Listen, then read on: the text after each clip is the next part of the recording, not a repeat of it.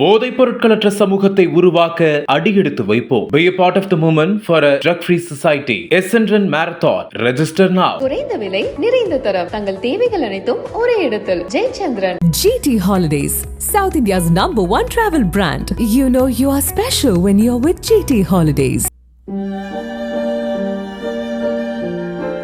கிருஷ்ணகிரி மாவட்டம் தேன்கனிக்கோட்டை வட்டத்திற்கு உட்பட்ட கோட்டைவாசல் பகுதியைச் சேர்ந்தவர்கள் ராமசாமி முனியம்மாள் தம்பதி. இவர்களுக்கு 3 பிள்ளைகள் உள்ளனர். மூவரும் திருமணமாகி தனித்தனியே வசித்து வருகின்றனர். 55 வயதான ராமசாமி கட்டட தொழிலாளி.